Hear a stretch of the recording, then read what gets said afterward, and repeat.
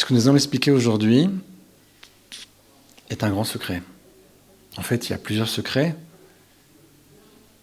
autour des repas de Shabbat, ces fameux séoudot. En apparence, il y a un ordre bien précis, il y a des choses que l'on fait, qu'on ne fait pas, mais il y a à cela une raison très très profonde. Encore une fois, tout cela tourne autour du carré et du rond. Lorsque nous revenons de la synagogue le vendredi soir, nous faisons immédiatement le kiddush. Après quelques chants, bien entendu, nous faisons kiddush sur ce verre, sur ce rond. Puis nous faisons motzi, nous mangeons ce qu'on appelle deux pains, les chemishné, des pains qui doivent être entiers, qui sont deux, et qui sont à l'origine, donc d'après ce qu'il y avait dans le Beth Amikdash, ils étaient bien de forme carrée.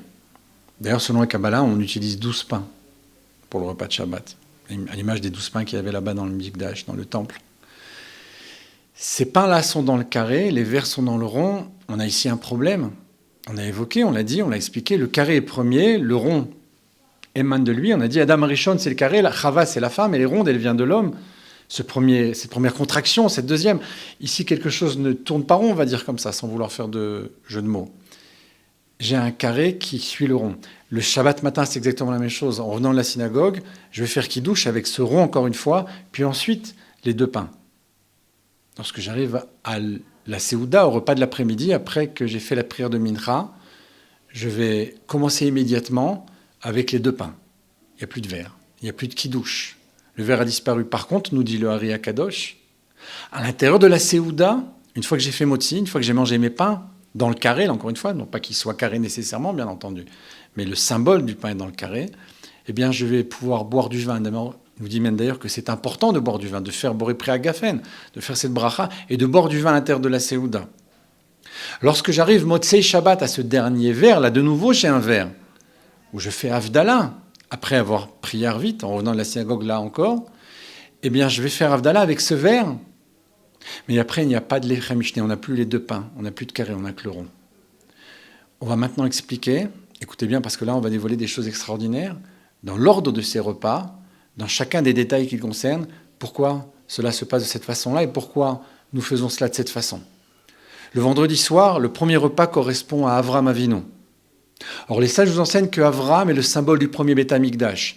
Il y a donc eu destruction. Le verre, ce kos, en hébreu, a une valeur numérique de 86, comme le nom Elohim, le nom de la Gvura, la sévérité. D'ailleurs, parfois, dans la Torah, on parle du verre qui va se déverser, le verre de la colère, un peu comme celui de la Gada de Pessah. On voit ici donc que la Gvura, le rond, précède le carré, que la Gvura, la sévérité, précède le chesed, la bonté. Parce que le carré est dans la bonté et le verre est dans la Gvura, dans la sévérité. Donc on comprend de là que le Beth Amikdash de Avraham, celui qui symbolise donc le premier Beth Amikdash, va être détruit parce que le verre précède le carré, parce que le vin est avant le pain. Lorsque j'arrive le Shabbat matin, la même chose, le même phénomène. Le deuxième Beth Amikdash qui correspond lui à Yitzhak, lui aussi sera le symbole du deuxième temple, et bien va être détruit lui aussi. J'ai encore une fois un verre, donc dans la Gvura, dans la sévérité, qui précède le pain qui est dans le carré, donc dans la bonté, dans le Rachamim.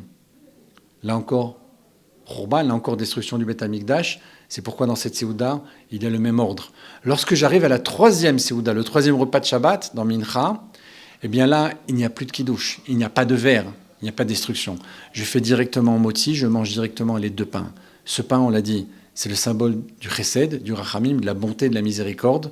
Il n'y a plus de verre, car le verre représente la gvura, il n'y a plus de sévérité.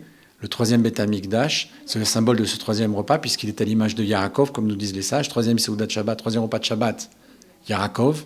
Donc le troisième Beth Amikdash, celui qui est éternel, qui ne connaîtra pas de destruction. Ce troisième Beth Amikdash que nous attendons à chaque instant, encore aujourd'hui, Bezrat Hashem, celui-là n'est pas détruit. Donc je n'ai plus de verre. Par contre, nous dit le Hari, je vais boire du vin à l'intérieur du repas, c'est-à-dire que la sévérité ici est adoucie.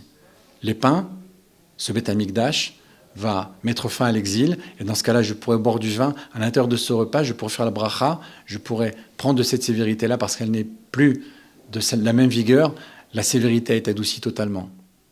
Lorsque j'arrive Motzei Shabbat, je fais Havdalah de nouveau, le verre revient, mais là, il n'y a plus d'obligation de manger de ces pains carrés. Pourquoi ? Eh bien, le quatrième dans la Merkava, ce quatrième personnage qu'on évoque d'ailleurs dans l'Havdalah, qu'on évoque surtout dans la Birkat Alvana, cette bénédiction qu'on fait la lune après Shabbat en général, eh bien c'est David Amelech. David Amelech n'aura pas le mérite, n'aura pas la possibilité de construire le temple de construire le Beth Amikdash, même si c'est son rêve. C'est pourquoi il y aura Kos, il y aura Ver, il y aura Gvura, il n'y aura même pas les pains à l'encontre des autres repas, parce qu'il n'aura pas réussi à construire le Beth Amikdash. Donc ici, pas de carré, pas de construction. Il n'y a pas de destruction, mais il y a une non-construction. Donc ici, j'ai un Ver dans la Gvura, dans la sévérité, et je n'ai pas les pains dans le carré, dans la bonté, parce que David ne pourra pas construire le Beth Amikdash. Nous avons, par ces détails, par cette connaissance de l'ordre du carré et du rond, compris maintenant pourquoi dans chacun des repas de Shabbat, nous avons cet ordre-là, pourquoi nous faisons de cette façon-là la Séouda, pourquoi justement nous avons ce rond et ce carré, chacun dans un ordre différent, ou pas de rond, ou pas de carré. Maintenant, tout devient beaucoup plus clair, beaucoup plus simple. Ce secret, nous l'avons compris grâce au carré et au rond, et d'autres secrets encore, nous pourrons les expliquer. Si vous restez, vous revenez avec moi la semaine prochaine.